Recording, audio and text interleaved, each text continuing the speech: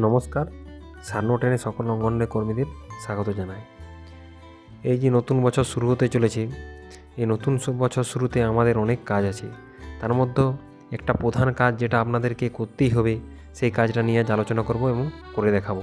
এই কাজটাকে আপনাদেরকে অবশ্যই করতে হবে, কারণ এই কাজটা না করে যদি আপনি দিনের পর দিন আপনার ডেলি টেকিং করতে থাকেন, সেক্ষেত্রে আপনার ভুল করা হবে কাজ। তা আপনারা এই কাজটা ধীরে সুস্থে ভালো করে শুনুন এবং কাজটা আপনারা করবেন। এই কাজটা কি, এই যে 2025 সাল শুরু হচ্ছে, জানুয়ারি মাসে আপনার সেন্টার থেকে অনেক ছেলে মেয়ে কোথায় চলে যাবে? প্রাইমারি স্কুলে ভর্তি হয়ে যাবে বা অন্যান্য স্কুলে ভর্তি হয়ে যাবে। তাহলে তাদের নাম তো আপনার সেন্টারে রাখা চলবে না, আর আপনি তো এখান থেকে নাম ডিলিট করতে পারবেন না, যেটা অটোমেটিকলি বেরিয়ে যায়। কিন্তু 6 বছরের আগে তো আপনার বেরোবে না, তাহলে আপনার ওই সেন্টারে নাম থাকবে, আপনার সেন্টারের নাম থাকবে, অথচ সে স্কুলও যাবে, তাকে তার খাবারটা তাহলে বন্ধ করতে হবে। এক্ষেত্রে আপনাকে যে কাজটি প্রধান করতে হবে, সে প্রথম অপশানে কী করতে হবে? সেই বেনিফিশিয়ারি অপশানে যেতে হবে। বেনিফিশিয়ারি অপশানে যাওয়ার পর আপনার এখানে চিলড্রেন কত 3 থেকে 6 বছর, যেহেতু 5 বছরের উপরে বাচ্চাদের প্রাইমারি স্কুলে ভর্তি করা হয়, মানে জানুয়ারি অনুযায়ী জানুয়ারি 2025 অনুযায়ী যাদের 5 বছর পেরিয়েছে একমাত্র তারাই প্রাইমারি স্কুলে ভর্তি হতে পারবে। মানে 2019 সাল বয়সের ছেলেরা 2025 সালে ভর্তি হতে পারবে। তাহলে আমরা 3 থেকে 6 বছর অপশানে চলে যাব। সেই 6 বছর অপশানে গিয়ে এখানে দেখুন আমার এই যে একটা না 5 বছর 3 মাস রয়েছে, 5 বছর 3 মাস রয়েছে, এগুলো আর এই যে 5 বছর 9 মাস, এগুলো সব বাদ দিতে হবে। তার মধ্যে আমি একটা করে দেখাচ্ছি। এখানে দেখুন এই যে অন্যটার নামটা আছে, এখানে বাদ দেওয়ার জন্য আমি কী করব?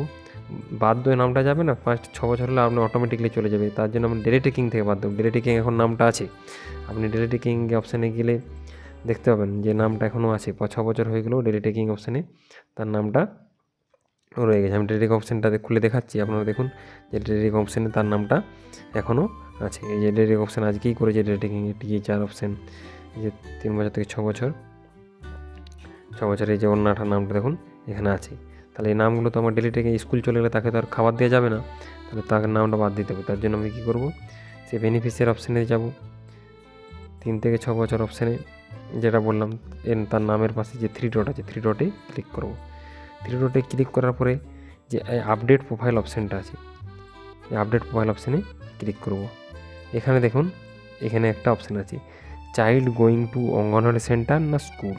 এখানে আপনাকে করতে হবে স্কুল। এখানে আপনি আই বটনে ক্লিক করে একটা লেখা দেখতে পাবেন, children if child is coming to anganwadi centre then select anganwadi centre, if child is going to school other than anganwadi centre select school. যেহেতু স্কুলে চলে যাচ্ছে তখন তাকে আপনাকে কী করতে হবে?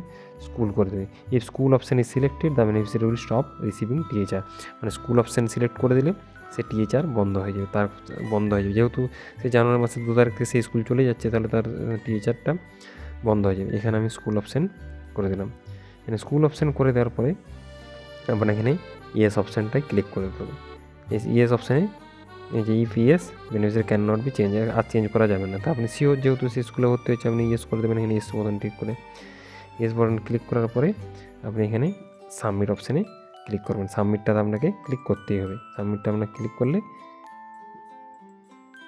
রেসিডেন্ট টাইপটা দেওয়া হয়নি, তাই এটা নিচ্ছে না। রেসিডেন্ট টাইপটা আমি চিলড্রেন ক্যাটাগরিটা করে দিলাম। আধার তো আছে, এটা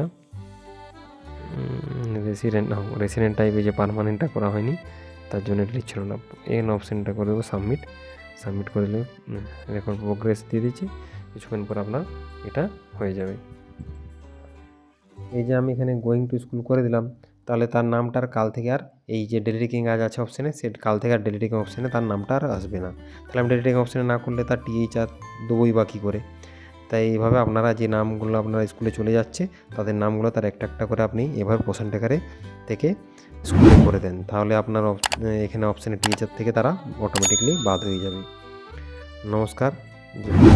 ভিডিওটা ভালো লাগলে লাইক করুন, আর যারা এই চ্যানেলে আছেন নতুন অবশ্যই তারা সাবস্ক্রাইব করুন।